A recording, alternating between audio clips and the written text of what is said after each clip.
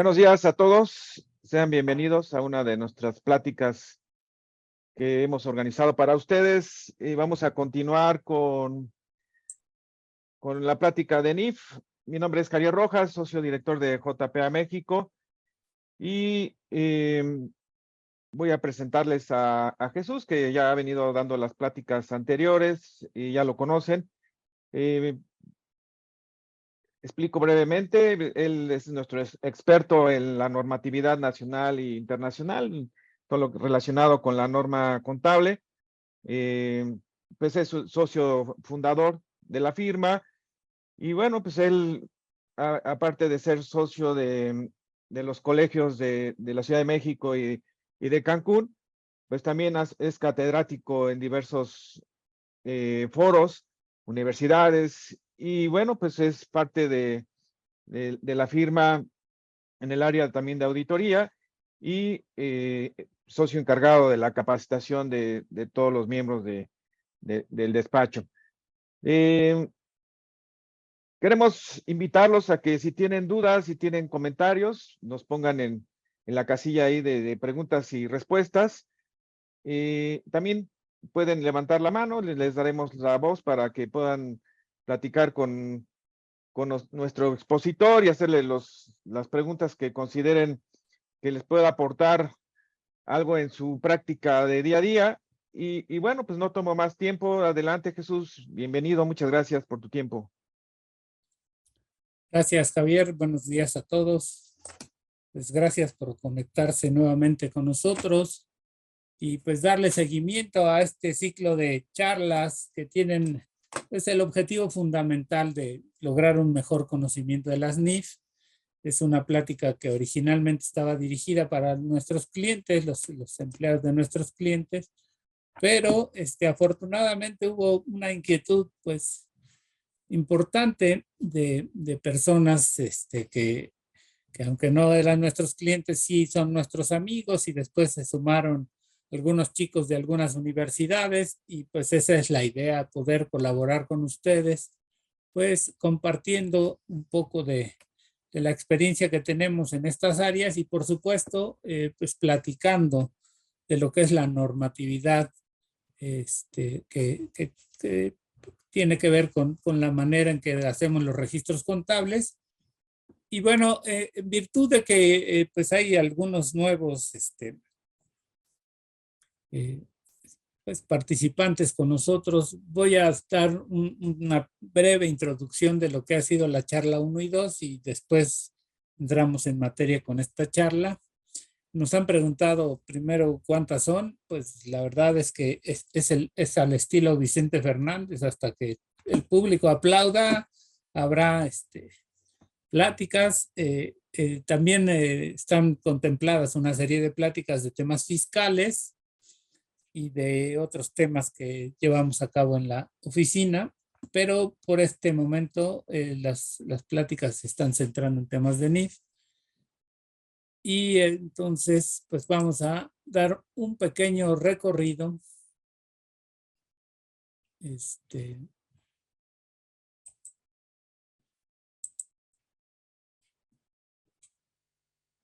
de lo que hemos visto en la charla 1 y 2 y entramos de lleno a la que nos corresponde el día de hoy, que es la charla 3. El material se encuentra en la página de JPA. Es jpamexico.com, ahí ustedes pueden tener acceso al material. No está propiamente la presentación.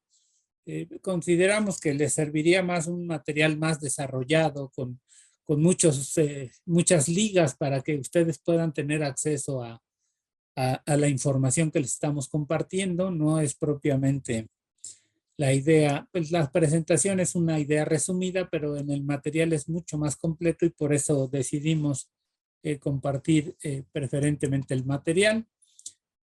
Pues como dijo Javier, si ustedes tienen algún punto que quieran comentar y lo quieran hacer en el momento en que se está haciendo la plática, sin problema. Esta a diferencia de una exposición muy formal en donde existen reglas muy específicas, aquí somos mucho más flexibles, es una plática entre amigos Y como tal, pues la idea es interactuar. Es que ustedes hablen, es que yo hable, es que todos hablemos y mientras hablamos estamos desayunando o nos podemos tomar un pancito. Algunos que yo conozco, que tal vez están aquí o no, hasta incluso ya como en España son las 6, pues ya están listos y tomándose una rica cerveza y otras cosas, pero todo es posible y aceptado en este foro. Bien, entonces, ¿cuál era la idea o por qué estamos haciendo estas charlas? Bueno, la charla número 1 tuvo como objetivo básico platicarles de la normatividad vigente que existe y que puede aplicarnos dependiendo del tipo de empresas en las que trabajemos. Si son empresas transnacionales, básicamente que tengan inversión extranjera directa de Estados Unidos, pues la información que se reporta a esas entidades tiene que pasar por un proceso de conversión que implica conocer lo que se denominan los US GAAP. Los US GAAP están formados básicamente por dos tipos de pronunciamientos, los que se llaman FASB Accounting y lo que se llaman GASB Standards.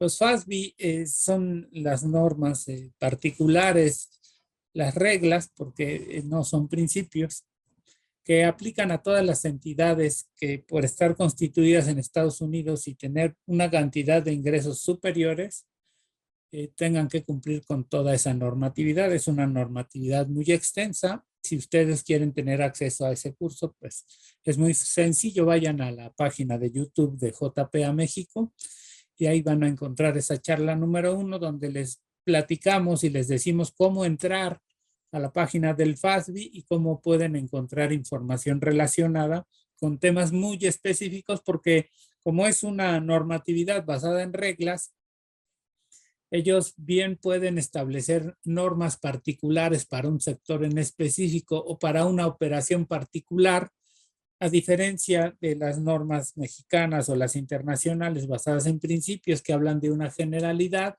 En Estados Unidos existe normatividad específica incluso por sectores. Pueden específicamente decirles cómo reconocer los ingresos en un casino o en una empresa, en la industria dedicada al entretenimiento, o que pueden ser hacer películas o hacer videos. Es decir, hay reglas muy particulares dependiendo de las actividades en México y en el mundo que utilizan normas internacionales. Tú tienes que adecuar tu actividad específica a la norma general. Es una de las diferencias más importantes. Y bueno, en el caso de las empresas gubernamentales, aplican lo que se llaman las GASB o normas gubernamentales, son ¿no? aplicables en esa entidad.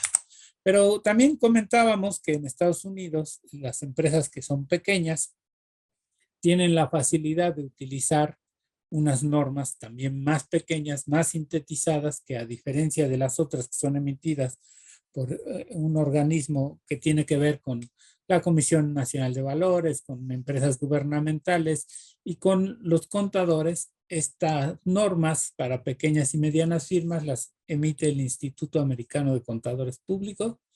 Como les digo, en la charla 1 pueden ver el detalle.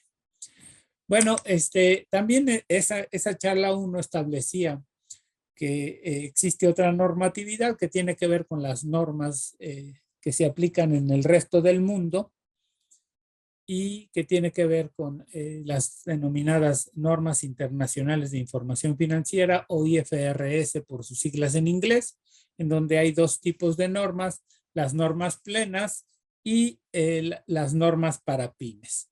En América Latina,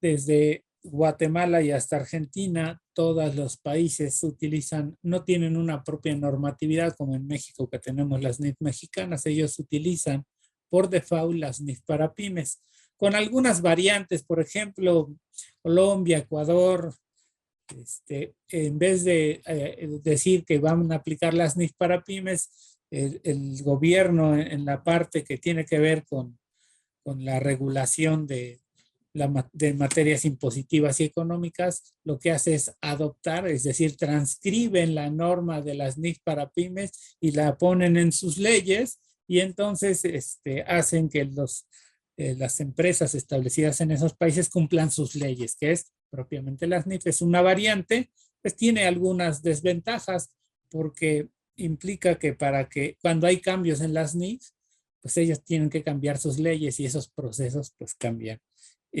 A veces llevan mucho tiempo. Entonces, mientras una norma en todo el mundo puede estar vigente, ellos, por los cambios en sus legislaturas, pues tienen que esperar incluso hasta 2 o 3 años, según alguna plática apenas que tuvimos el año pasado con algunos colegas de Colombia, que pues nos platicaban de esa situación. Pero en otros países directamente las regulaciones fiscales sí permiten la utilización de las NIF de forma directa. Entonces, bien, en México, como ustedes ya saben, lo que nos rige son las NIF mexicanas, que es lo que estamos hablando en todos estos cursos, pero existen otro tipo de normas, las que aplican a las entidades gubernamentales emitidas por la CONAC, que es el Consejo Nacional de Armonización Contable. Igual en la charla 1 y en el material ustedes tienen las ligas en las que pueden ir directamente. Hay otro tipo de normatividades emitidas por la Comisión Nacional Bancaria y de Valores y la Comisión Nacional de Seguros y Fianzas, que también establecen reglas particulares para las entidades del sector financiero. Entonces, igual los remito a la charla 1, ahí pueden ver las ligas, pueden ver con detalle todo esto. Solo quiero precisar, en la charla 1 no mencioné que a nivel internacional también existen las normas para el sector público. Se llaman SSP estándar, y también de muchos países utilizan esas normas, sobre todo en Latinoamérica, como normas para las entidades gubernamentales. Bien, entonces hablábamos que en México pues las NIFes tienen una estructura desde el marco conceptual hasta las interpretaciones a las normas. Y pues nosotros estamos aquí teniendo un orden, proponiéndoles una nueva manera de conocer las NIF, que no es agarrar el libro y estudiar de la 1 hasta la última, no en ese orden. Estamos proponiendo un orden que tenga un poco más de lógica y que nos pueda llevar de la mano para lograr un conocimiento adecuado de las NIF. En la charla número 1 y 2 les comentaba que, en mi opinión, no es necesario conocer todas las NIF. Las NIF, las que debo de conocer son las que me aplican, y todo el demás tiempo que yo podría destinar a conocer las NIF que no me apliquen, mejor lo destino a cosas muy importantes como la familia, como los amigos, como a viajar y cosas que realmente valgan la pena. Les quiero decir que, por ejemplo, el año pasado emitieron una nueva NIF que se llama que sirve para la determinación de la utilidad por acción. Pero la determinación de la utilidad por acción solo es aplicable a las empresas que cotizan en bolsa. Y entonces, si yo no trabajo en una empresa que cotiza en bolsa, pues no me sirve conocer la determinación de la utilidad por acción. He visto incluso pues algunos colegas que se quieren ver muy completos, que dictaminan empresas pequeñas y cuando emiten sus estados financieros hacen la determinación de la utilidad por acción y el cálculo de la utilidad por acción diluida y cosas así sumamente extrañas, que en realidad lo único que hacen es dar información innecesaria que confunde más a la mayoría de los socios, y que además pues la propia normatividad establece que no es aplicable a las demás empresas. Entonces, como es muy conocido, le quieren echar mucha crema a sus tacos, y no es la intención de estas charlas. Las charlas es decirle, hay que aprender las básicas, y conforme vayamos cambiando de trabajo, conforme como asesores vayamos conociendo otro tipo de empresas, pues conozcamos esas normas y las apliquemos, pero mientras no sea necesario, pues. Entonces, la idea de nosotros es que las charlas comiencen con el marco conceptual y una vez que ya conozcamos perfectamente todo lo que refiere al marco conceptual, bueno, no todo, porque hay una parte del marco conceptual que se refiere a elaboración de estados financieros. Entonces, lo primero que decimos, apréndete bien estos 5 capítulos del marco conceptual, lo que es la estructura de las NIF, los postulados básicos, el reconocimiento, evaluación y supletoriedad. Y ya conforme vayamos viendo demás temas, vamos revisando la parte del marco conceptual que conozcas. En segundo término, pues hay que aprender las NIFs básicas, las NIFs que todos los estados financieros, digamos, la información mínima que deben de tener los estados financieros, y ahí están las relacionadas con activos, están las relacionadas con pasivos y capital contable, las relacionadas con activos, pasivos y resultados, y yo, en mi opinión, hay algunas que, como les digo, si nosotros trabajamos en empresas simples, hasta aquí podríamos tomar como una alternativa para aprender las NIF. Y a partir de aquí, si nosotros ya trabajamos en empresas que tienen alguna complejidad mayor, pues entonces sí aprender NIF relacionadas, por ejemplo, con instrumentos financieros derivados, temas como criptomonedas o como disposiciones de activos de larga duración y operaciones discontinuas. Mientras yo no trabaje en una empresa que tenga esa complejidad, como les comento, no veo la necesidad de aprender estas NIF. Las NIF forman parte del trabajo y en el trabajo hay que cumplir pues, con lo que se nos presenta. El aprender otras NIF, si uno no trabaja en una empresa de consultoría o no trabaja en otras empresas más grandes que lo requieran, como les digo, en mi opinión es una pérdida de tiempo. Lo que les sugiero es pues, aprovecharlo en otras cosas. Si ustedes trabajan en empresas que consolidan, si es un grupo empresarial, pues no se van a poder librar de tener que conocer todas las aplicables a grupos de empresas.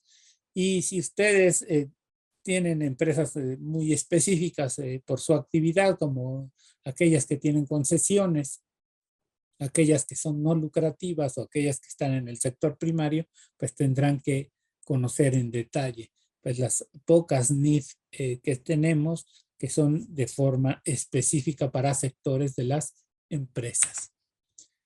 Y bueno, si ustedes trabajan en una aseguradora o trabajan en alguna empresa del sector financiero que aunque tiene emitidas sus propias reglas y prácticas, sí utiliza de forma supletoria algunas de las NIF que se encuentran en el libro emitido por el CINIF. Es decir, originalmente hace ya algunos años, las empresas que cotizan en bolsa, la Comisión Nacional Bancaria y de Valores las obligó a que sus estados financieros estén preparados en base a normas internacionales de información financiera. Es decir, ellos no aplican las NIF mexicanas. Sin embargo, en el caso de algunas empresas del sector financiero como aseguradoras, ellos, ese tipo de empresas sí utilizan de forma supletoria algunas de las NIF de nuestro libro y por lo tanto existen pues ciertas normas como utilidad por acción, pagos basados en acciones, que aunque no tendrían por qué aplicar a las empresas mexicanas normales, porque son claramente indican en el alcance que son para las empresas que cotizan en bolsa, sí aplican para las empresas del sector asegurador y de alguna otra empresa financiera que porque haya emitido algún tipo de valor y cotice en la bolsa de valores, ya sea a través de algún papel comercial o alguna obligación que esté emitida, pues tienen la obligación de referir algún tipo de normas que les digo son aplicables a las empresas que cotizan en bolsa. Es la razón por la que existan 3 normas específicas en las normas del libro de las NIF mexicanas. Bien, bueno, ya todo esto pues lo comentamos. Me estoy yendo rápido porque en la charla 2 hablamos del marco conceptual Y en el marco conceptual, una de las cosas que les había platicado era que pues las NIF, las normas de información financiera, se dividen básicamente en tres: lo que es el marco conceptual, lo que son las normas particulares y lo que son las interpretaciones. Y que las interpretaciones pues establecen dos tipos o sea, se generan por dos situaciones. La primera es para generar orientaciones y la otra es para dar información adicional que la norma particular no da. Este marco conceptual, que es el motivo de la charla número 2, establece o contempla 9 capítulos. Antes era la NIF 1, de la NIF 1 a la NIF 8, cambió a partir, hace 2 años, entró en vigor. El cambio se hizo hace 4, pero entró en vigor hace 2. Cambia la nomenclatura de las NIF. En vez de ser la NIF 1 a la NIF 8, ahora es la NIF 1, capítulo 10, capítulo 20, 30 y así hasta el 90.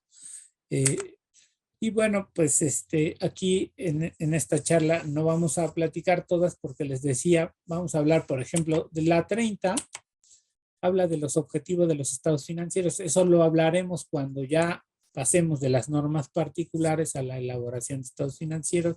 Igual pasa en la 40, que habla de características cualitativas de los estados financieros. Primero aprendamos las NIF, o platiquemos de las NIF, del marco conceptual, que definen conceptos básicos de estados financieros. Luego ya hablemos de las normas que aplican a los elementos de los estados financieros, y posteriormente las últimas charlas serán, el objetivo será elaborar estados financieros.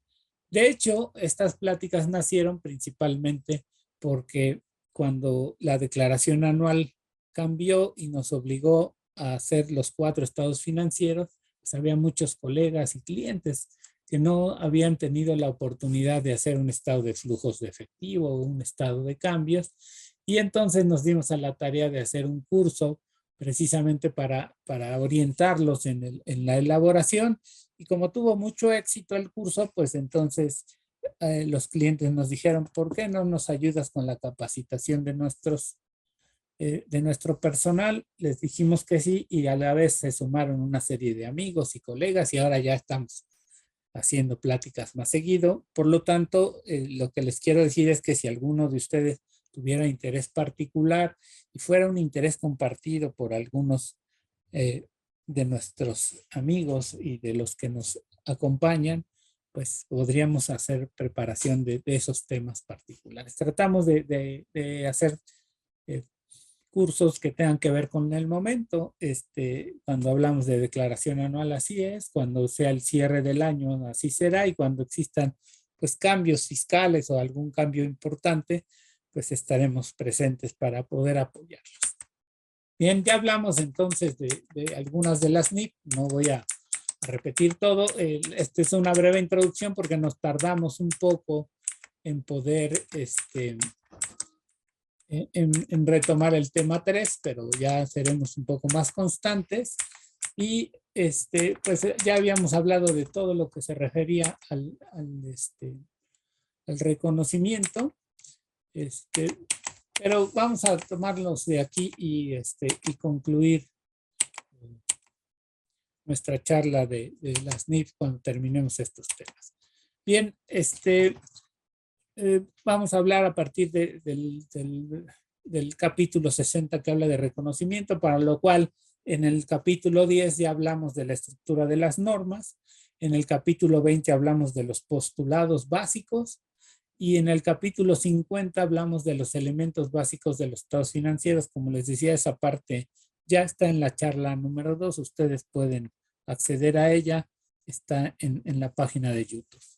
Vamos a ver hoy el tema de reconocimiento, de evaluación, supletoriedad, y vamos a hacer una rápida comparación de nuestro marco conceptual con los US GAAP y con las normas internacionales de información financiera. Bien, cuando hablamos de reconocimiento es cuando hablamos del cargo y el abono, es decir, en el momento en que hacemos la afectación contable e incorporamos el efecto de una operación una situación particular dentro de nuestra contabilidad, como ya vimos en el marco conceptual, en la parte de los elementos, de los postulados básicos. Recuerden, existen 3 tipos de transacciones que son susceptibles de reconocerse en la contabilidad. La primera se refiere a operaciones con terceros, que quiere decir todas aquellas operaciones en las que se involucra a un tercero, como puede ser una compra, una venta, como puede ser un depósito en una cuenta bancaria, como puede ser un pago. Existe la necesidad de un tercero y las operaciones son susceptibles de verificarse de forma muy sencilla. Esas se conocen como transacciones. El segundo grupo de operaciones que están susceptibles de reconocerse en la contabilidad son las transformaciones internas y tiene que ver con todas aquellas operaciones en las que no existe una contraparte. Es decir, yo yo como contador o la administración toma como base el registro de las operaciones basadas en su propio criterio, como que son pues los traspasos de los almacenes de materia prima a producción en proceso y tal, están basados en información interna, no comparada o no compartida con nadie más. Yo digo cuánto es lo que consumí de materiales, cuánto fue el de mano de obra y cómo fue pasando de un proceso a otro. Pero hay muchas más operaciones que tienen que ver con una decisión propia, como es el caso de las estimaciones contables, de lo que es la reserva. Antes se llamaba reserva de inventarios obsoletos, ahora se llama deterioro de inventarios. Antes se llamaba reserva para cuentas incobrables, ahora se llama deterioro de cuentas por cobrar. La depreciación, el deterioro de activos de larga duración, y un montón de provisiones en el caso de pasivos, todas las provisiones y estimaciones, todas las contingencias que se reconocen parten del hecho de que tienen que ver con conocimiento propio de la empresa y que por supuesto no tienen la característica de ser una transacción y que soy yo el que determina cuánto es el monto que voy a registrar basado en una experiencia o en hechos que son solamente de mi conocimiento y por lo tanto todas esas estimaciones requieren una revelación mayor en los estados financieros y por lo tanto también constituyen para los auditores la base de los principales riesgos, porque es la posibilidad de que haya un error en estas estimaciones es más alta.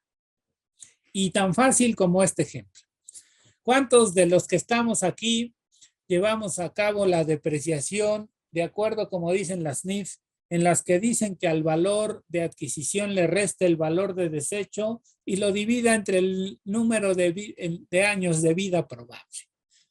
Pues nadie lo hace, todos agarran las tasas fiscales y agarran el carro y el 25, la maquinaria, dependiendo, si no dice la ley en forma específica, agarran la general del 10. Igual pasa con los mobiliarios y equipos. Y por supuesto es algo que es erróneo, ¿no? O sea, la NIF claramente establece cómo hacerlo. Pero luego en el establecimiento de esa depreciación, existen un montón de factores que solo yo sé. Por ejemplo, cuál es el valor de desecho y en función de qué lo determine.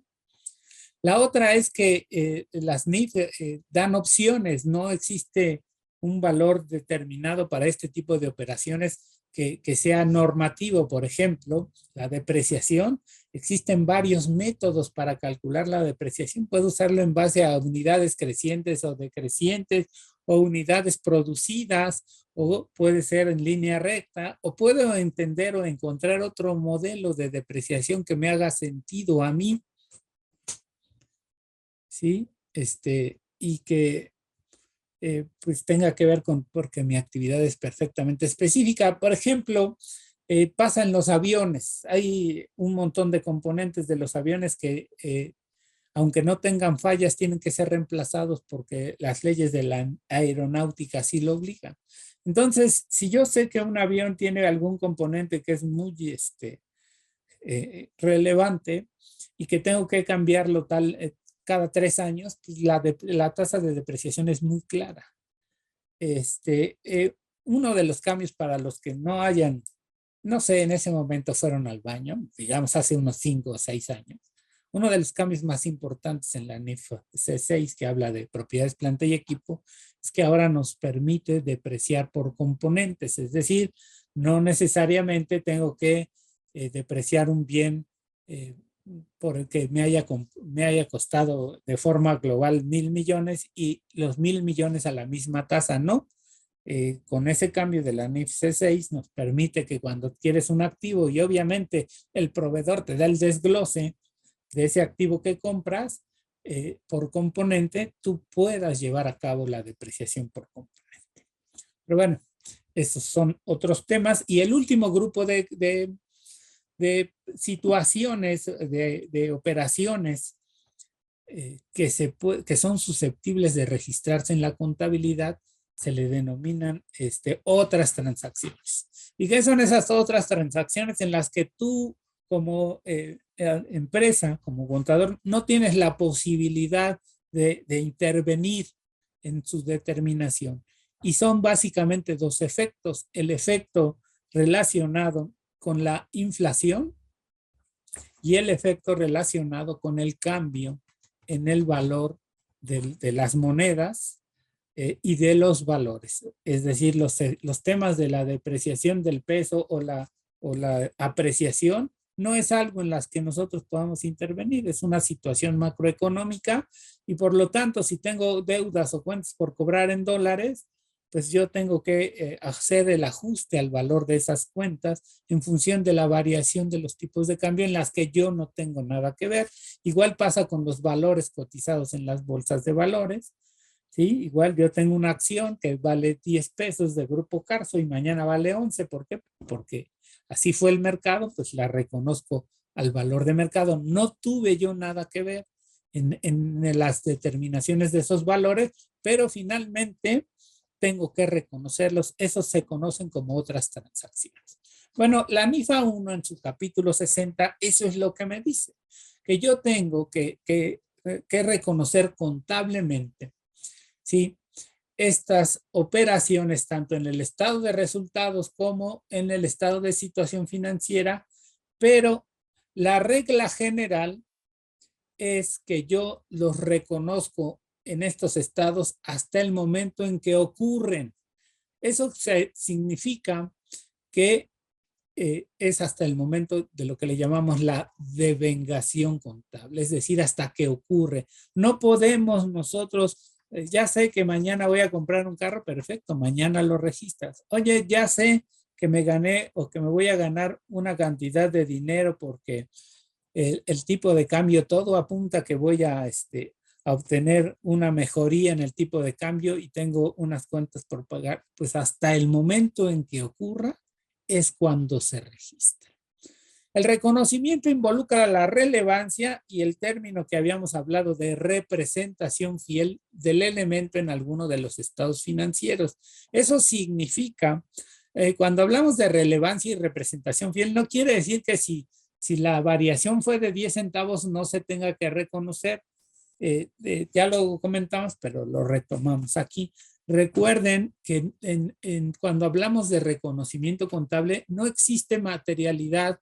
O sea, la materialidad no significa, como significa en auditoría, que de 100 partidas yo puedo reconocer o revisar las más importantes. No, la materialidad cuando somos preparadores de información financiera se refiere a que las partidas que son poco significativas puedo no revelarlas, pero el registro es por todas, así sea una variación de 10 centavos, tienes que reconocer. Eso es una regla general. Entonces encontrarán que en la parte de los textos, cuando de repente se habla de relevancia, no piensen que la relevancia es para revelarlo en notas, en estados financieros, pero el registro contable se hace así sea un centavo, de un centavo en adelante.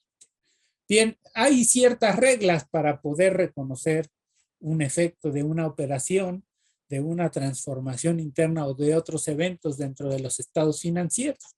Uno de ellos es que cumpla con una definición de alguno de los elementos de estados financieros, como puede ser el activo, pasivo, capital contable, ingreso, costo o gasto. Si por alguna razón tienen ustedes dudas en que cuando sucede una operación la tienen que reconocer o no, pues entonces es muy sencillo, es como pasarlo por varios filtros, ¿no? Y el primero es, ya se devengó, o sea, ya ocurrió la operación o apenas te enteraste. Un caso común son las demandas, ¿no? O sea, ya llegó, no sé, un cliente que se vio afectado porque en nuestro producto le vendimos una tele y él le puso algunas películas candentes y se le quemó la tele y el flamazo le quitó el pelo y ahora está calvo. Y entonces nos demanda. Y entonces el contador, muy espantado porque no está acostumbrado a trabajar con abogados, ve que los demanda y además les dice de cosas. Y ya cree que por el simple hecho de que alguien nos demande tenemos que reconocer pues algo, ¿no? Entonces la primicia es, ¿está devengada? Sí, o no, no está devengada. Y en este mismo caso de la demanda, y eso ya te demandaron, y eso que es un activo, es un pasivo, es un costo, es un ingreso, un gasto. Ah, puede ser un gasto, puede ser. Mientras no sea, es decir, no está devengado, no se reconoce. Bien, ¿qué más? La relevancia, ¿sí? Tiene que ver en este caso, para su reconocimiento contable, con el tema de la incertidumbre de su existencia o la baja probabilidad, es decir, no vamos a reconocer partidas que tengan un grado alto de incertidumbre de ocurrir o que a fin de cuentas se materialice cuando entre el efectivo, o sea, cuando al final de cuentas yo tenga esa ganancia que espero lograr algún día, tenga una baja probabilidad.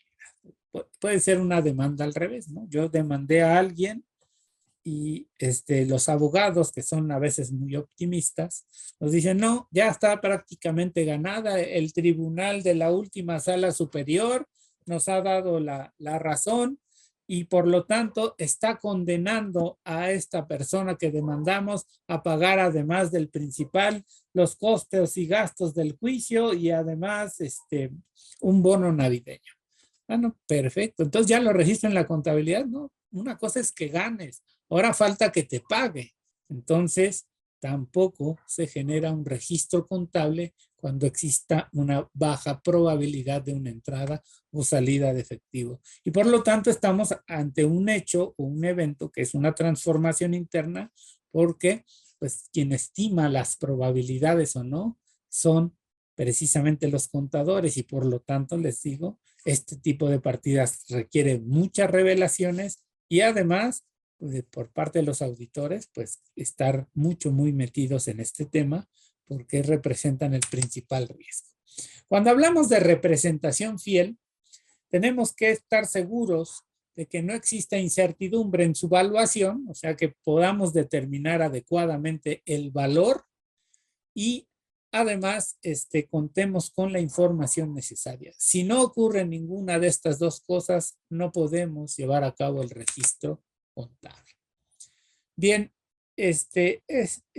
las NIFs nos permiten que cuando cerramos un año, digamos el 31 de diciembre del 2022, teníamos una incertidumbre con respecto a una demanda o al reconocimiento de un ingreso y el 31 de diciembre no sabíamos nada, todavía había unas posibilidades muy altas de obtener un efectivo, pero finalmente el 31 de diciembre cerramos así. ¿Qué pasa si en marzo, antes de yo presentar la información financiera ante terceros, recibo el dinero o el motivo por el que tenía yo la incertidumbre se materializa y se vuelve un hecho? Bueno, sí me permiten reconocer o llevar a cabo un ajuste retrospectivo en la contabilidad del 31 de diciembre cuando se materialice ese hecho en el periodo específico antes de la emisión de los estados financieros. Hay una NIF particular, que es la NIF B1, que es muy clara en ese sentido. Bueno, antes de estas normas, de esta emisión de estas nuevas NIF del marco conceptual, no estaba contemplado en las NIF mexicanas cuándo tenía yo que dar de baja. Lo hacíamos, en la práctica lo hacíamos y lo conocíamos, pero no existía una, pues no había letra al respecto. Ahora ya tenemos que la baja es la eliminación total o parcial de un activo o un pasivo reconocido en el estado de situación financiera de una entidad, la cual tiene lugar cuando esa partida ya no cumple la definición de activo o de pasivo. En el caso de los activos, pues la baja ocurre cuando la entidad pierde el control del mismo, y en el caso de los pasivos, cuando la entidad deja de tener la obligación presente. Así que es un momento de reflexión y que todos podamos tener nuestro balance a la mano y podamos ver cuántas de las cosas que nosotros tenemos en la contabilidad realmente ya no son un activo. Préstamos a socios, préstamos a empleados que ya no trabajan, anticipos que se dieron a algunos proveedores que no nos dieron ni factura ni nos prestaron el servicio, una serie de bienes o activos que nos cambiamos y ya no tenemos esas mejoras a locales arrendados, o que se compraron algunos activos y al final, pues cuando nos cambiamos era más fácil dejarlos ahí que transportarlos porque ya su uso se había perdido. Todas esas partes del balance en las cuentas de activo, ustedes tranquilamente con este postulado pueden darlas de baja, pues atendiendo a que ya no tienen el control de ellas. Y en el caso del pasivo igual, si ya es un hecho que pues yo tenía que registrar la cuenta por pagar porque si no, no me cuadraba el asiento, pero al final de cuentas sé que todos estos proveedores que están aquí son más errores contables, o que tengo cuentas por pagar a compañías afiliadas y otras empresas que nadie ha venido a cobrar desde hace 2 o 3 años, pues es el momento de darlas de baja, pues atendiendo a lo que establece este principio de reconocimiento en la parte de la sección de baja. Pues como ven es una NIF bastante sencilla. Antes la NIF del marco conceptual hablaba de reconocimiento y evaluación, ahora lo separaron, hablan primero de reconocimiento y luego de evaluación. ¿Qué es la evaluación? Bueno, las transacciones y otros eventos que afectaron económicamente a la entidad, pues deben de cuantificarse. Es el segundo paso del asiento contable. La parte del reconocimiento, es decir, ya ocurrió, el hecho generador del asiento contable ya ocurrió. Se encuentra o se puede atribuir alguna de las cuentas de activo pasivo, ingreso, costo, gasto, sí se puede atribuir e identificar perfectamente. Entonces viene la segunda parte y es por cuánto. Ese por cuánto nos los da este capítulo 70 que habla de evaluación, es decir, nos va a decir de cuánto va a ser el reconocimiento contable y por lo tanto establece varios métodos, específicamente 3. El primero, que es el que siempre hemos conocido desde que empezamos a estudiar esta carrera, se llama costo histórico. Y ese costo histórico puede ser de 2 sopas. El denominado costo de adquisición, y para las empresas que se dedican al sector financiero o empresas que se dedican a prestar, que esa es su principal actividad, lo reconocen las cuentas por cobrar algo que se llama el costo amortizado. ¿Qué es el costo amortizado? Pues es a la suma de los flujos de efectivo que se estima recuperar en un tiempo determinado traídos a su valor presente. Eso quiere decir que cuando empecemos a adentrarnos en las NIF, tendremos que pues recurrir a nuestros libros o a los tutoriales, porque ya ahora ya no se usa el papel, pues algunos tutoriales en YouTube que hablen de lo que se denomina el valor del dinero en el tiempo, y en específico el primero de ellos es el valor presente de flujos futuros. Eso es para lograr un mejor entendimiento de las NIF. Bien, el segundo método de evaluación reconocido por este marco conceptual es el que se denomina valor actual, perdón. Ese valor actual tiene dos variantes.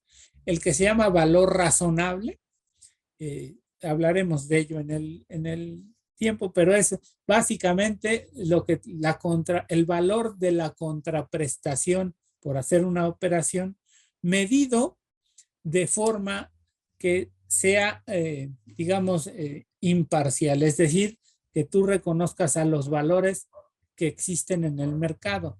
Eso solo aplica cuando no pago por ellos. Cuando yo pago por un bien o cuando la transacción implica un intercambio de efectivo, pues se hace a su costo histórico.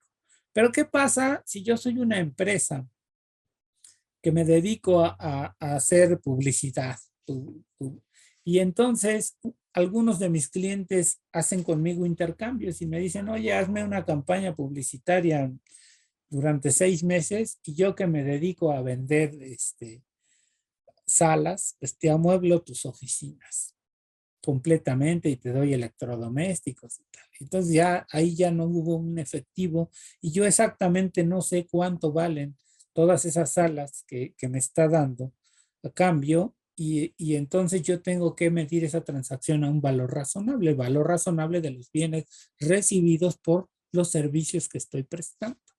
O puede ser a otro valor dentro del valor actual que se llama el valor específico y que tiene que ver con técnicas más actuariales, técnicas matemáticas de valor presente que me impliquen determinar mediante el uso de matemáticas financieras los valores de uso, el valor neto de realización o incluso el valor de cumplimiento. Este tipo de operaciones o de valor específico se utiliza, por ejemplo, cuando compro empresas. O sea, yo compro una empresa y el valor contable de la empresa vale 50, pero pagué 100 por ella. Oye, ¿por qué pagaste 100 por esa empresa? Ah, bueno, es que dentro de la panza de la empresa tiene una marca y yo determiné que el valor de la marca, proyectando los ingresos que me va a generar y luego traídos a valor presente, me representan un potencial ingreso de tanto y por lo tanto, bueno, ese tipo de cálculos que ya no son tan sencillos, que ya no se ven en una factura, que ya no se ven en un papel, es otra forma de evaluación.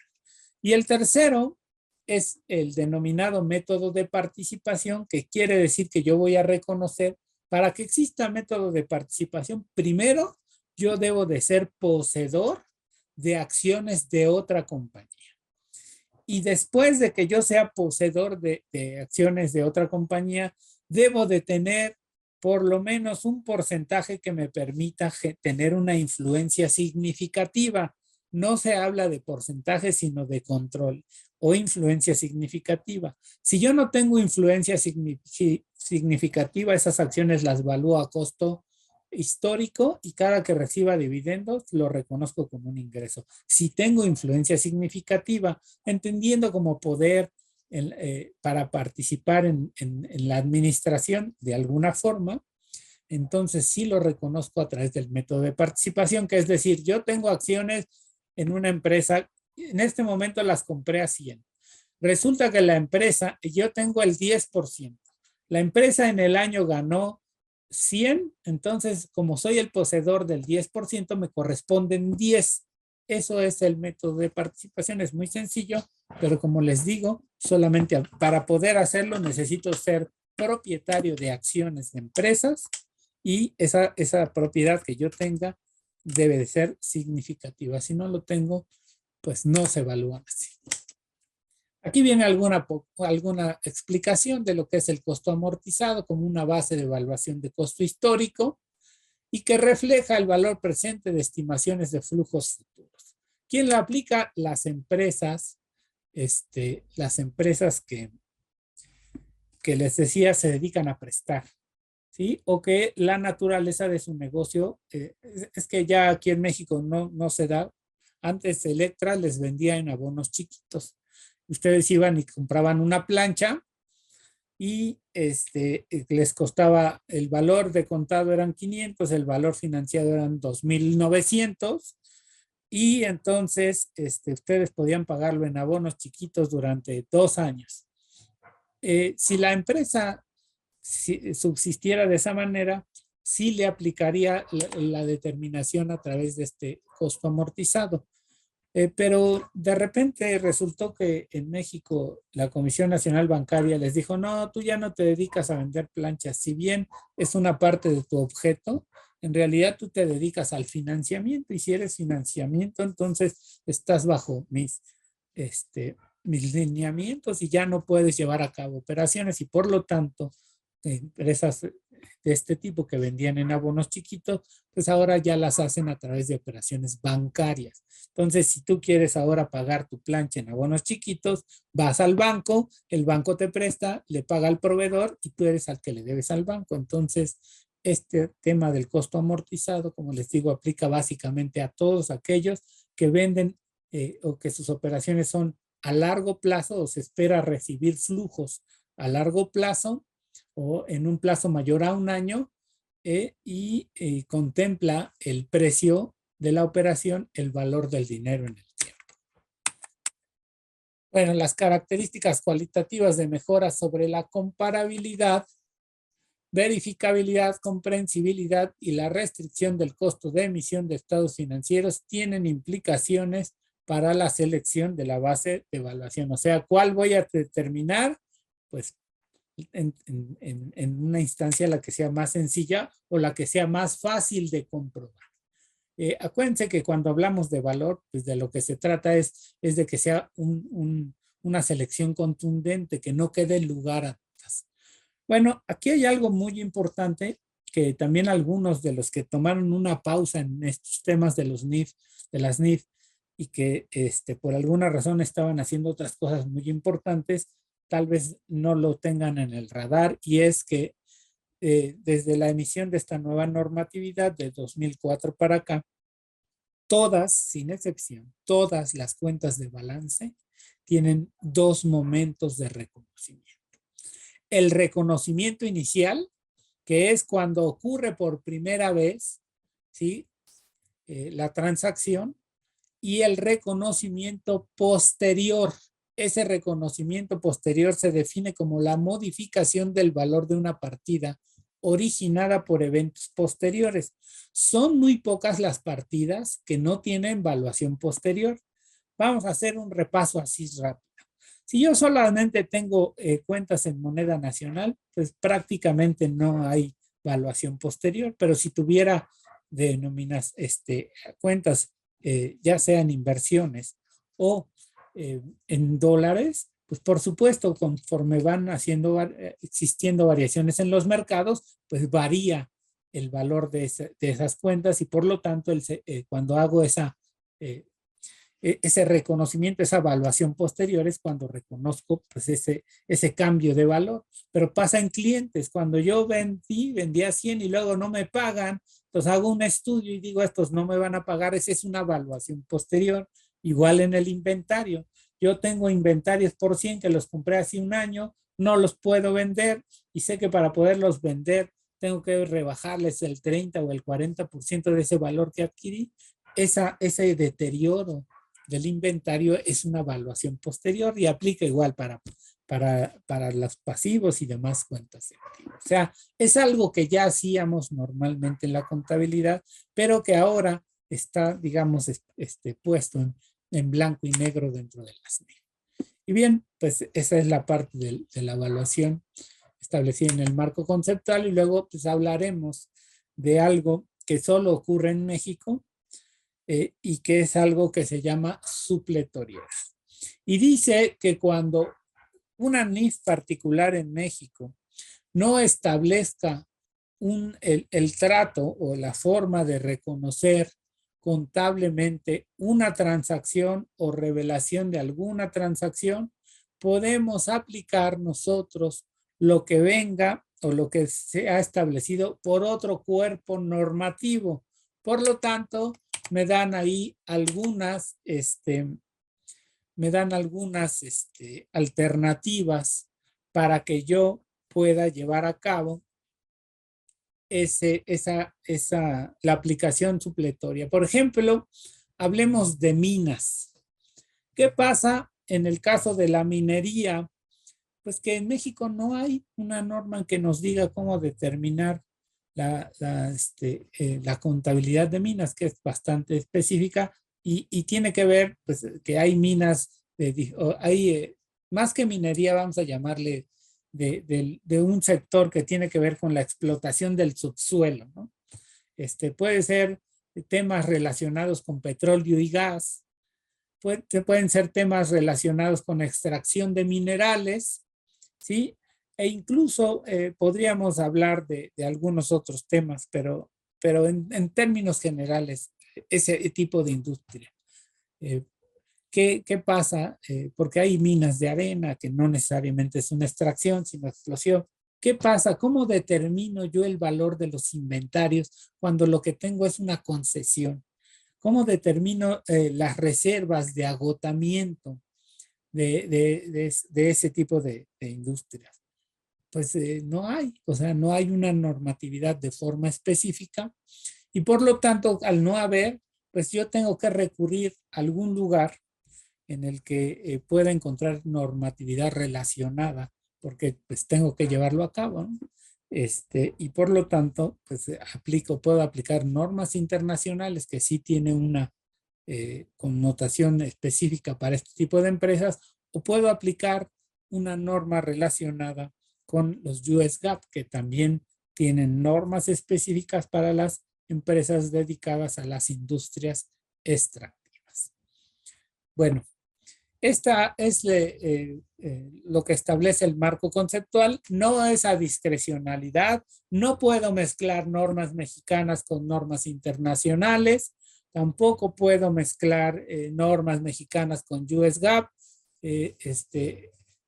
ni determinarlos de forma aleatoria, ¿no? Hay muchos colegas que de repente hemos visto que porque las normas de información financiera internacionales permiten la revaluación de ciertos activos, pues para efectos de obtener un crédito bancario, las empresas, o para efectos de hacer concursos, pues dicen, yo tengo un terreno que compré hace 45 años, lo reconocí mediante B10 hasta que duró el B10 y ahorita ese terreno que me costó 250 pesos hace 40 años, con B10 vale 1 millón. Pero yo sé que a nivel de mercado vale 5 millones de pesos. Entonces, a mi situación financiera, para mis proveedores, para mi operación, le vendría mejor decir que mis estados financieros valen 5 millones con un activo de 5 millones que un activo de 1 millón. Entonces, el contador le dice, pues reconozca usted las normas internacionales de información financiera sobre del valor del activo y reconozca esa evaluación y luego incluso la puede capitalizar. Y entonces su capital social, en vez de ser de 50,000, ahora tiene 4,050,000 y todavía se ve mejor. Eso no se puede hacer. Si ustedes optan por aplicar normas internacionales de información financiera, por ejemplo, para pymes, tiene que ser a toda la entidad. No puede ser a un solo rubro. Tiene que ser todas y cada una de las operaciones y, por lo tanto, pues tiene que conocer la norma de NIF para pymes. Y este caso es un clásico ejemplo de reconocer algo que no se ha devengado. O sea, yo tengo un terreno que vale 1 millón. Yo creo, porque es eso, yo creo que en el valor de mercado vale 5, porque ya hice un avalúo.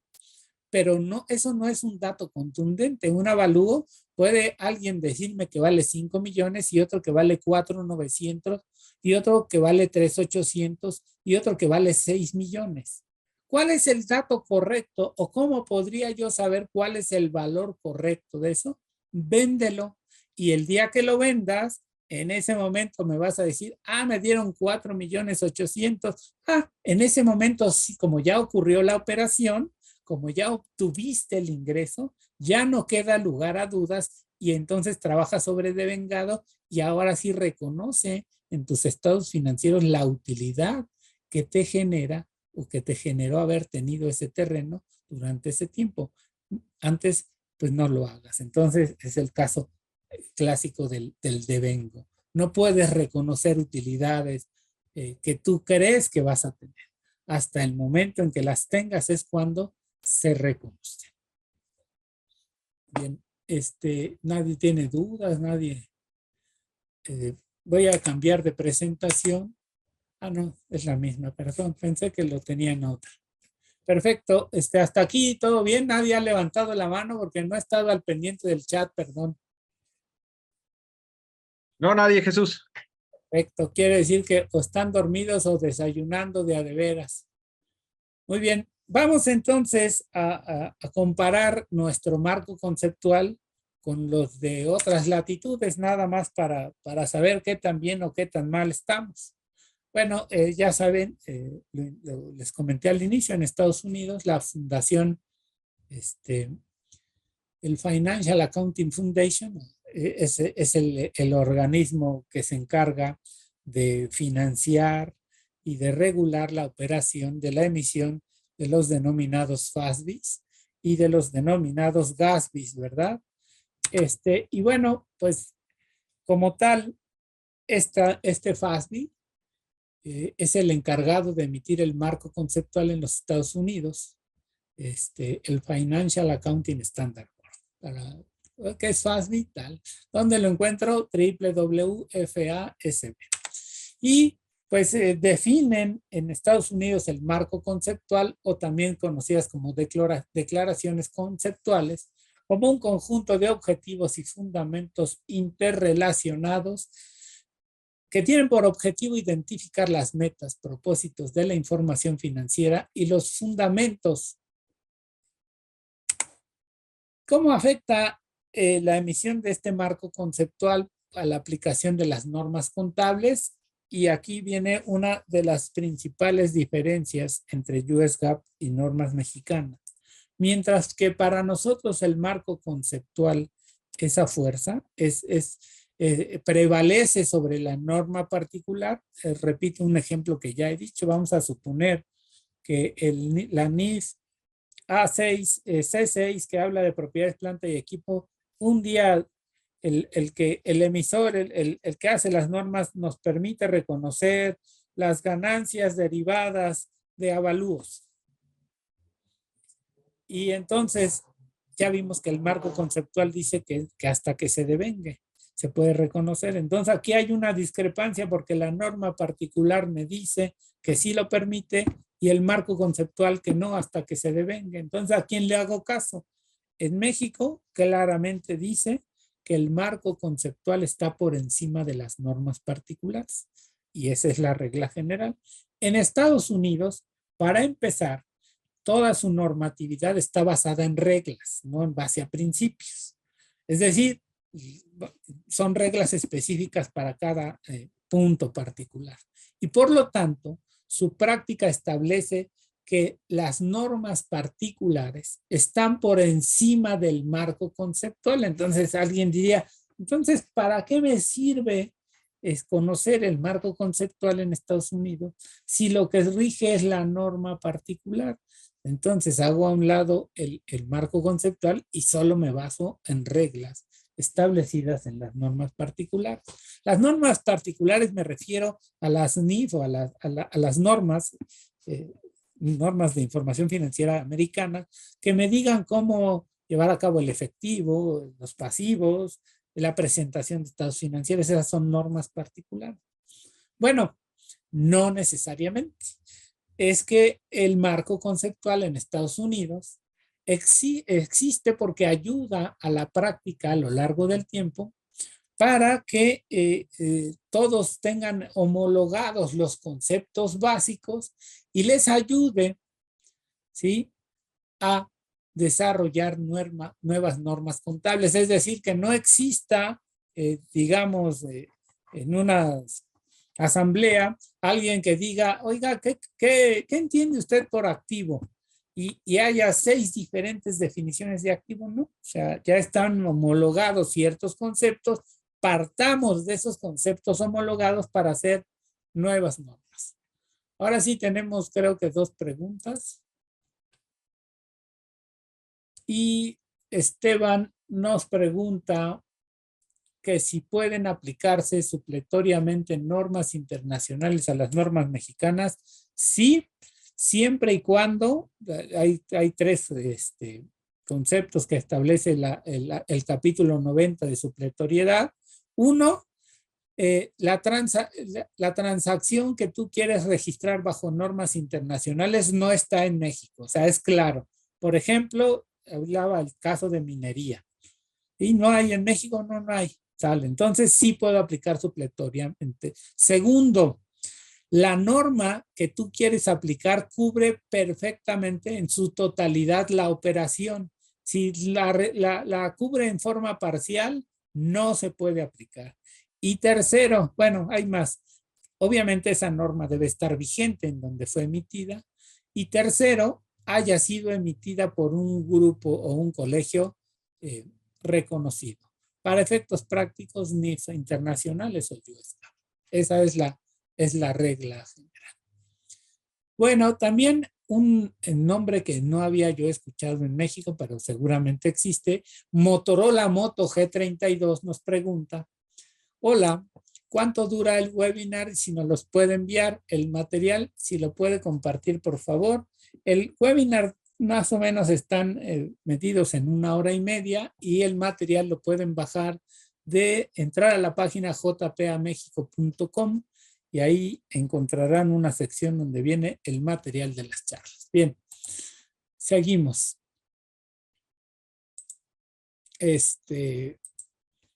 Bueno, entonces, el marco conceptual en los Estados Unidos pues proporciona una base para el establecimiento de normas y establece razonamientos básicos sobre que consideran, les digo, pues el no partir de cero. Hoy vamos a hacer una norma sobre el reconocimiento contable de los animales del zoológico, por ejemplo. Y tenemos que establecer si se deterioran, si se deprecian, y en el caso de los que son regalados, si se tienen que reconocer algún valor o ahí existe algún método que sea más efectivo. Estoy hablando, por ejemplo, de un zoológico privado, no uno público. Y entonces, pues vamos a hacer el reconocimiento contable o a emitir la norma. Y lo primero que alguien se tendría que preguntar, oiga, ¿y eso es activo? Y entonces el marco conceptual sirve porque ya está definido el activo. Ya no tendríamos que llegar a un consenso de que es un activo, es decir, ya habla de ciertas ventajas. Entonces, por supuesto, si no es normativo, tampoco es que esté de más, ¿verdad? Bueno, entonces, aunque no proporciona todas las respuestas, el marco reduce la gama de soluciones alternativas, eliminando algunas que no son compatibles y de este modo contribuye a una mayor eficiencia y coherencia en el proceso de elaboración de normas y evita la necesidad de tener que volver a debatir cuestiones fundamentales como las que ya les platiqué de el activo.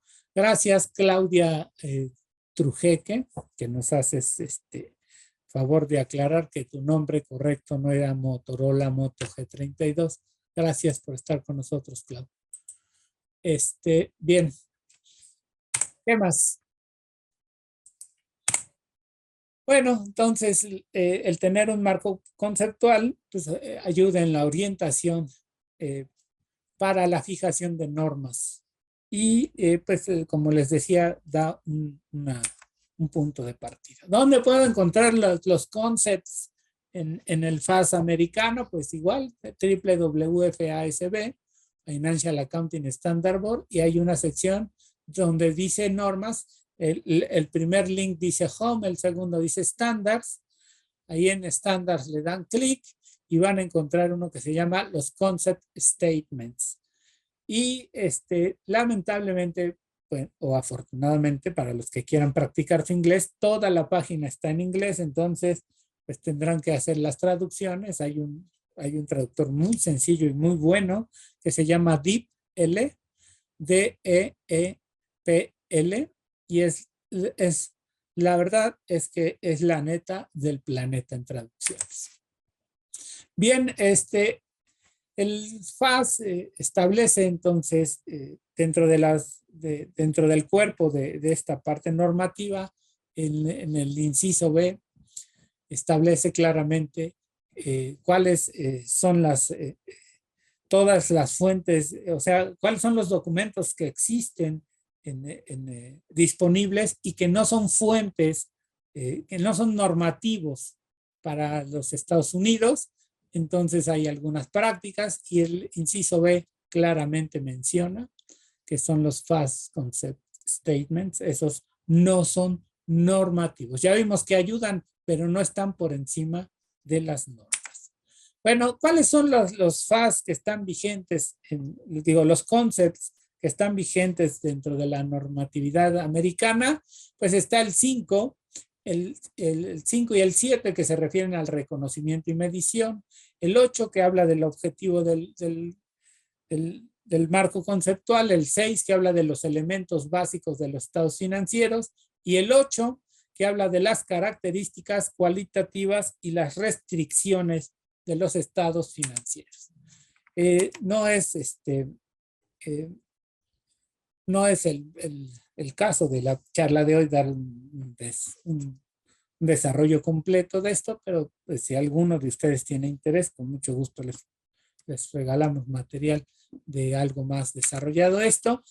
Recuerden ustedes que en el caso de los Estados Unidos no nada más existen las normas para empresas grandes, sino también para empresas pequeñas, y estas empresas pequeñas se basan su contabilidad en el Financial Reporting Framework for Small and Medium Sized Entities.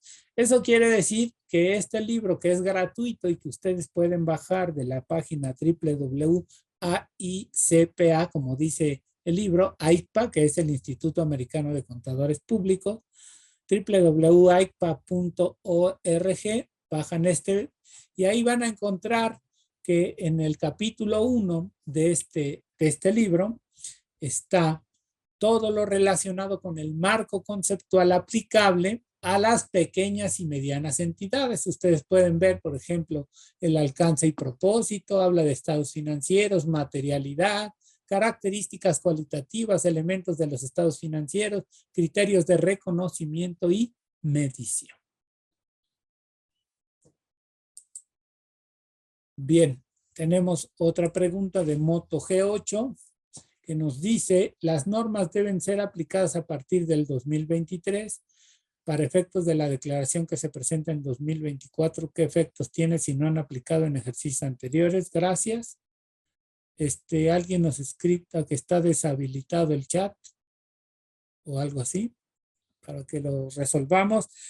A ver, las normas mexicanas establecidas en las NIFs tienen, si ustedes tienen la posibilidad de verlo, en el último renglón de la norma establece cuándo se aplican, es decir, a partir de qué año se aplican. El marco conceptual original fue emitido en 2004 y entró en vigor el 1 de enero del 2006.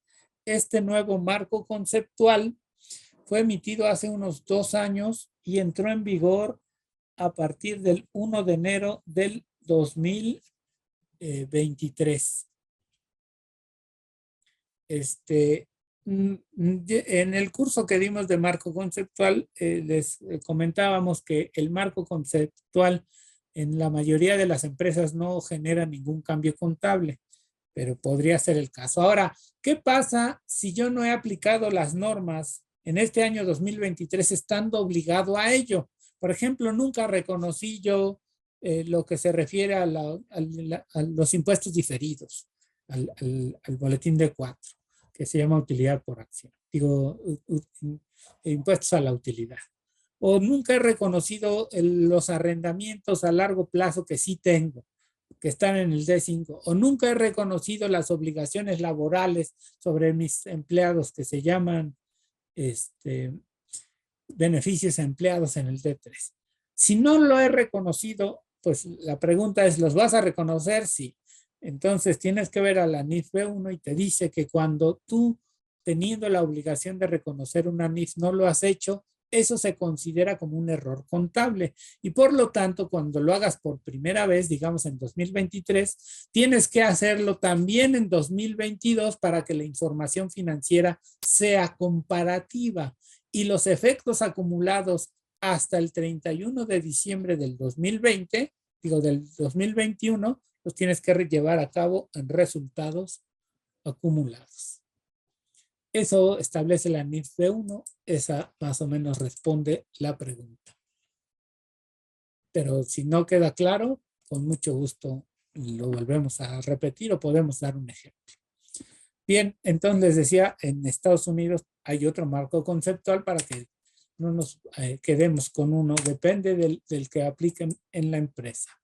En el caso de las IFRS o las normas internacionales de información financiera, si ustedes van a la página de IFRS, van a ver que dentro de la página hay una sección que se llama Issued Standard, que quiere decir las normas emitidas, y van a encontrar que existen IFRS Accounting Standard, IFRS Sustainability Disclosure Standard y las que se llaman SASB Standard, que son las Existing Standard. Déjenme un segundito, creo que tenemos una pregunta. Levantó la mano. Perdón. Sí, Lion of Judá. le damos acceso a Lion of Judá. Te escuchamos, Lion.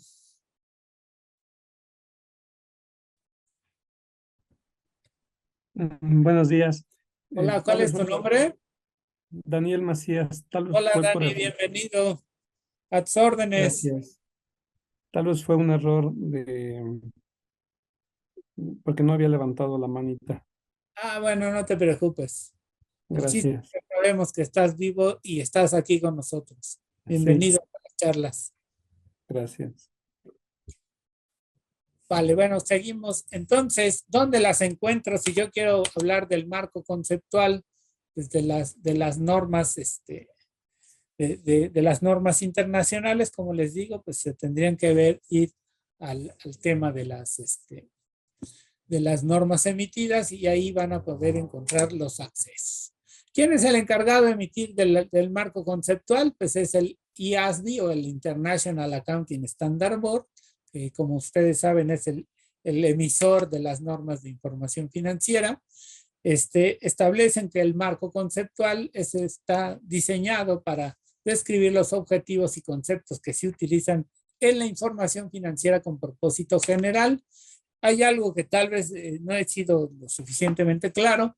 Les recuerdo que las IFRS, ya sean plenas o para pymes, están establecidas solamente para empresas con ánimos de lucro. O sea, todas las que son empresas sin fines de lucro, aunque puedan aplicar las IFRS, no están diseñadas para ellos y claramente en el alcance lo establece. Oiga, ¿y para qué hacen un marco conceptual en las normas internacionales? Pues para ayudar al Consejo de Normas Internacionales a desarrollar nuevas normas, para ayudar a los preparadores a desarrollar políticas contables congruentes y para ayudar a todas las partes a entender e interpretar las normas. Pero, ojo, y tómenlo en cuenta, al igual que los US GAAP, el marco conceptual no es una norma y por lo tanto ningún contenido del marco conceptual prevalece sobre ninguna norma o requerimiento de norma, de tal forma que igual que en los Estados Unidos las normas particulares prevalecen sobre el marco conceptual. Bueno, ¿y para qué me sirve entonces el marco conceptual si no define lo de las normas? Bueno, pues ayuda al IASB a perseguir con éxito su misión de desarrollar estándares que generen transparencia, responsabilidad y eficiencia. ¿Y por qué? Bueno, déjenme decirles que nuestro marco conceptual que cambió y que está en vigor a partir del 2023 tiene que ver que cambió el internacional y entonces el nuestro se adecuó. Entonces la idea, ¿y por qué cambió? Porque había lagunas en el marco conceptual existente, porque algunas partes no estaban actualizadas y porque la orientación en algunas áreas no era clara. Miren, esta es la evolución del marco conceptual del JASB. En el 89 existían solo cinco reglas, 5 conceptos, y en el 2018, que fue la fecha más reciente del cambio, pues ya estamos hablando del objetivo, características cualitativas, elementos, evaluación, reconocimiento, baja, presentación y revelación, y entidad que informa, es decir, ha sido cada vez más completo. Y curiosamente, como en el de México, bueno, o tal vez curiosamente el de México le copia al internacional, el marco conceptual está dividido en capítulos. El 1 habla del objetivo de información financiera, el 2 las características cualitativas de la información financiera, el 3 los estados financieros y la entidad que informa, el 4 los elementos de los estados financieros, y el 5 habla del reconocimiento y baja, la medición el 6, la presentación e información el 7 y los conceptos de capital y mantenimiento en el capítulo 8. Oiga, y entre los US GAAP y las normas internacionales de información financiera, ¿hay una diferencia entre sus marcos conceptuales? Pues son muy similares. Sin embargo, los US GAAP, ¿sí? Son básicamente los conceptos, o el marco conceptual es una guía para la emisión de estándares, y en el caso de, o sea, no sale del término guía, pero en el caso de las normas internacionales sí actúan como una base para emitir otras normas.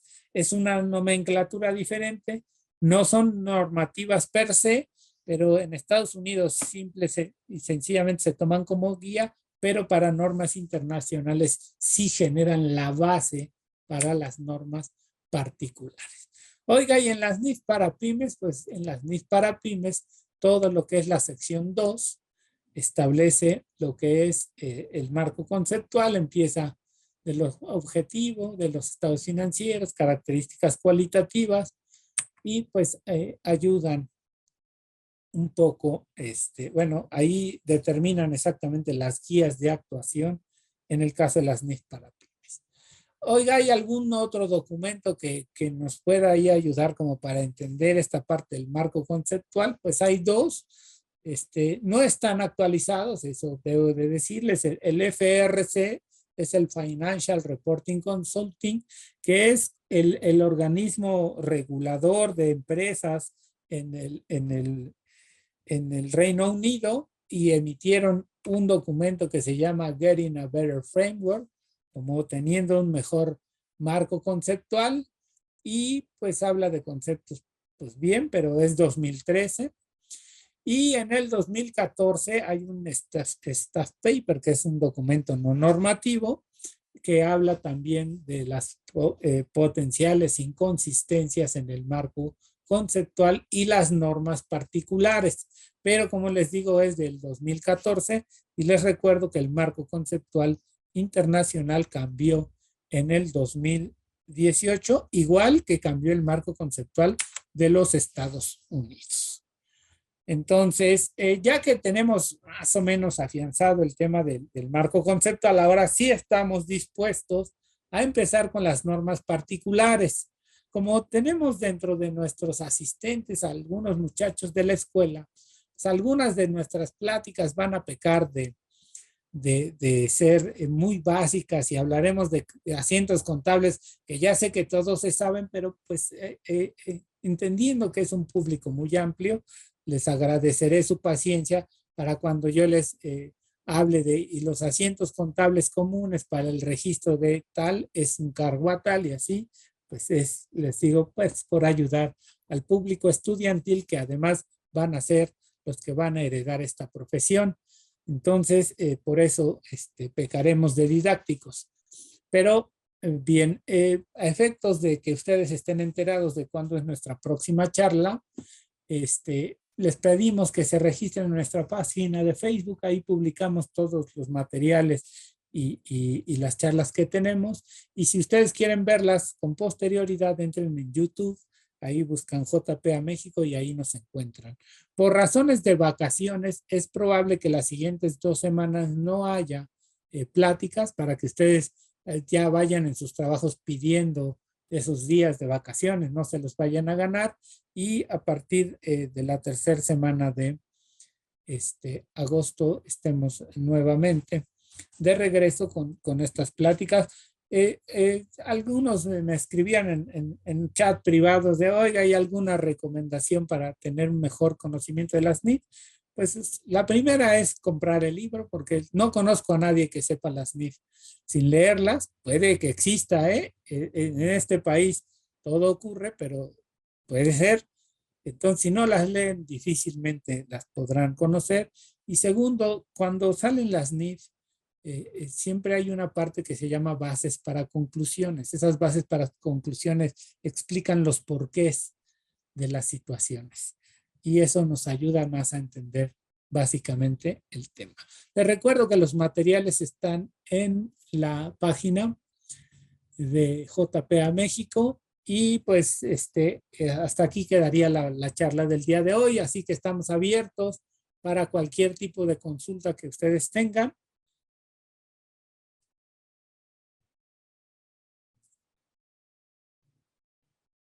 Y pues si no, en otra cosa y no hay consultas, pues entonces damos por terminada esta nuestra charla 3. Y como les decimos, la siguiente sesión vamos a empezar con la C1, que habla de efectivo y equivalentes, y ya serán hasta donde lleguemos a los avances de acuerdo a los tiempos. Muchas gracias, Jesús. Como siempre, bastante interesante. Gracias a todos por conectarse. Si alguien de ustedes tiene alguna inquietud, alguna duda, en la pantalla pueden ver su correo. Escríbanle directamente y yo sé que Jesús pues siempre se toma el tiempo para responderles. Gracias a todos, que tengan un excelente día y damos por terminada la charla del día de hoy. Saludos, bonita tarde.